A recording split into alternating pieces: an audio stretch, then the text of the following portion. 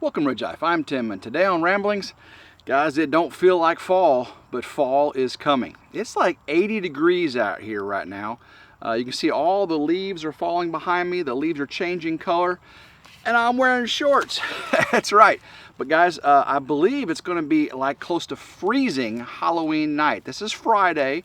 I believe tomorrow it's going to be close to 90, and then on Sunday, that's right, Elvis, 90.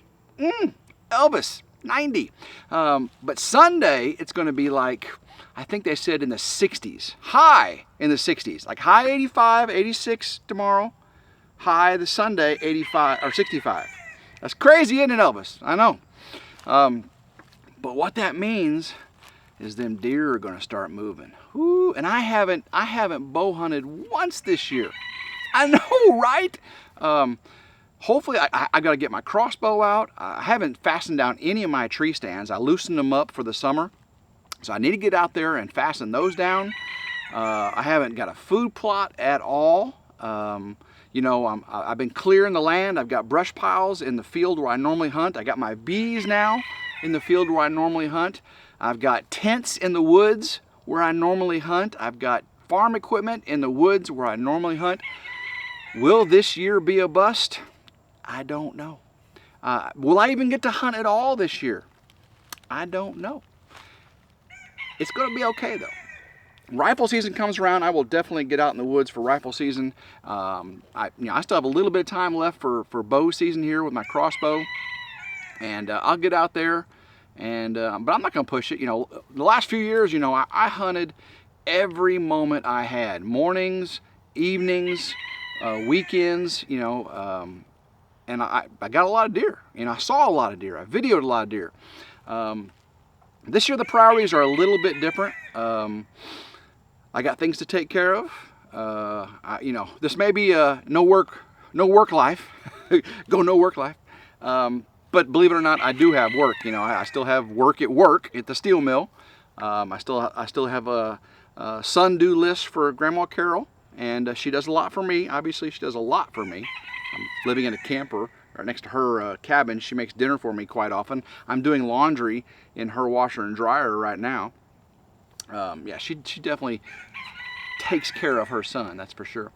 But yeah, deer season will happen. That's a luxury. That's a hobby. That's a fun thing. And I do have trail camera video coming out for you, hopefully this weekend, if not early in the week, next week.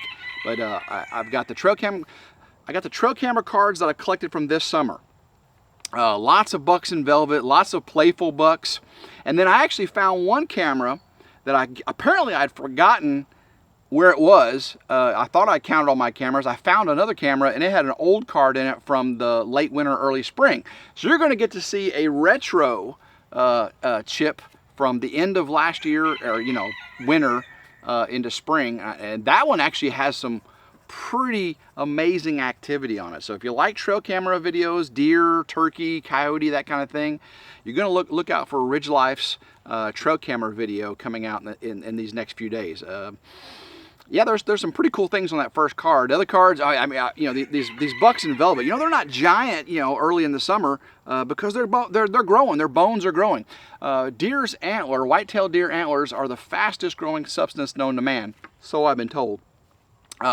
You know, they lose their antlers every winter, and then in just a few months in the summertime, they grow those bones back. Those bones have skin and fur on them. We call that velvet.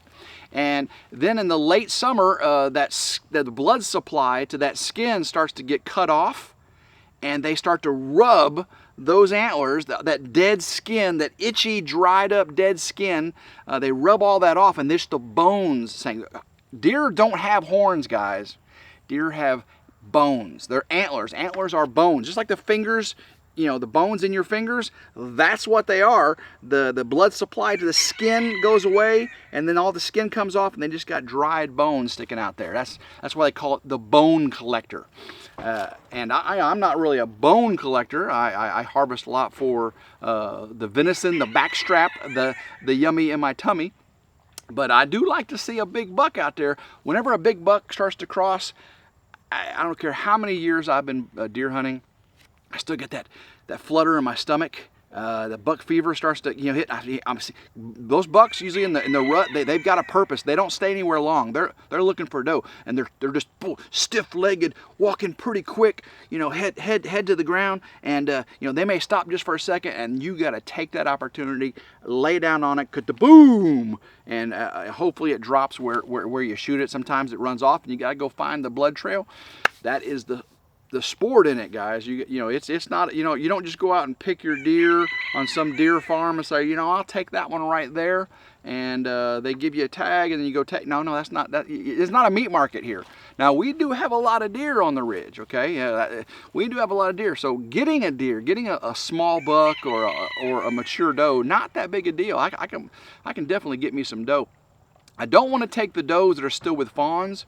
If the fawn has spots, I'm not taking the mama for sure. If the fawn looks like he just lost his spots, I'm still probably not taking the mama. I got lots. It could be a buck, and I don't want to limit the bucks out here.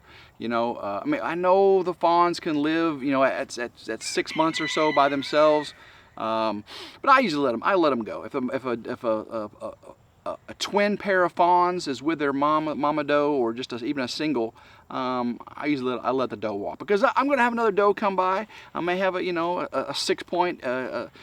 Maybe I'll get a buck that we call it a cull buck. He's got some bad genetics. His antlers are kind of like this. If I see one of those come out, I'll definitely get that out of the gene pool here. But yeah, so deer season, you can tell I'm excited. I love deer season, but I do have work to do here on the ridge. Like, Tim, you got to build a barn. Tim, you got to get a dozer video out. That is very true. Very, very true. But I got things for Grandma Carol to do. She's putting in a paver sidewalk. I've got tractor work coming out video for that. I've got work to do on the Kubota. I've got honey to get extracted. I pulled the honey, the last of the honey off of the hives. I haven't winterized the hives yet, but I have pulled the honey off. I need to feed them before it gets too cold, sugar water. And then I need to extract that honey. So I got lots to do here on the ridge. I got tons of leaves on the ground here by the camper. I got to probably mow the ridge property one more time, do some weed eating, and that should probably take care of mowing for the year. Of course, around the burn piles in the barn. This is really working out good for me. I get the dozer video out to you here pretty quick, and then all the grass, those big tree piles, and I've been kind of putting this off. Those big giant tree piles I got to burn where the barn's going to be. They had tons of grass grow up. You saw me cut the field with the grass that was 6 feet tall. Well, that 6 feet tall grass was on the burn pile also, the trees. They grew up right through that. So now that grass, those weeds are all dying. Okay, so now I can box blade around each of those burn piles so the fire doesn't spread. Box blade around those burn piles, and all that grass, just put some diesel fuel on it and burnt oil. I got tons of old diesel oil, and burn all those brush piles, and then of course finish leveling that spot, and then start putting in the post. It doesn't get super cold here too quick, so I can dig the holes, put the concrete in with the barn poles for the pole barn, and maybe have a buddy from Arkansas come over and help me frame that sucker up real quick. Maybe somebody out there getting a call. Come on, no work life's calling. And of course, if they came down, I got some fun things to do around here. I got a fire pit right there, and that fire pit is waiting for somebody to sit around it. I got some new Adirondack chairs I got to put together and show you. Gonna look nice around that fire pit. So, and I've got another e-bike to review. Oh, guys, I got 2 reviews coming out this week on RidgeLife's Reviews and How-Tos. I got one is a amazing solar generator. It has the solar generator has the solar panels built into the 600-watt generator. Oh, I love it. I mean, I love it. When I take my Set Power X50 electric cooler freezer out into the woods, camping and stuff, I've got a generator for continuous power. I don't need city power at all. And then the second thing is the waders. The waders you saw me use at our Family Fellows Fishing Frenzy, our trip last weekend. I had a couple sets of waders from 8 fans, and David had my 8 fans hat on, and I've got waders to review. Anthony from Country Road Cure is in this video. He wore one of the pairs of waders and demonstrated them for us, so you'll see him in a RidgeLife Reviews and How-Tos video. So very, very excited about that as well. And I got the canopies to put up. I got, you know, that new 13 by 20, the one I got from Quick Tent. And then of course I got the one that the trespasser returned, the gray one. I got to put it back up. I think I'm actually going to bring them over here, not have them in the woods, not have them by the barn right now where I'm building, because I'm going to be deer hunting in that area, and I don't want to do some more building this late in the season for deer hunting. So what I'm going to do is I'm going to put the tents up here closer to the Ridge cabin property, and that way the tractor can be under there, not in the woods where people can mess with it. And then of course the extra storage I got tons of stuff outside my tent by my tree stand. Then I can get that in the new storage that I bought, that big white one, the 13 by 20. So, whoo! And then of course there's Jen Jen. You know, it's Friday evening, and I don't have my Jen Jen. I've only seen her like 4 days in the last month. Really, almost 2 months. I've seen her like 6 to 7 days. We had the Florida trip with the family. We had the family fishing trip. You know, she's doing lots of things. I had the outage at work. I work so much. So I've really only got to see her like 7 days in the last 2 months. And I'm having a definite harsh Jen withdrawals. And but she's got a life. She's got friends over there in Arkansas. She lives 90 miles away, guys. And she's got family over there. She's got friends that she had way before me.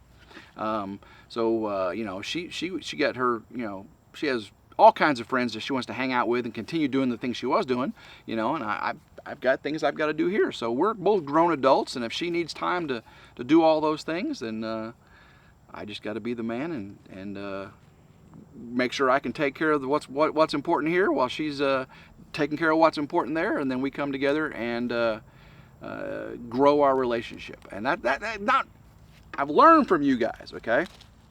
I've, you know, not been single that long, and you guys said, damn, no, you went too fast. You went too fast previously. So now, you know, Jen and I, we were really, really close. I mean, whew, yeah, we both are very, very attracted to one another, both physically and emotionally and spiritually.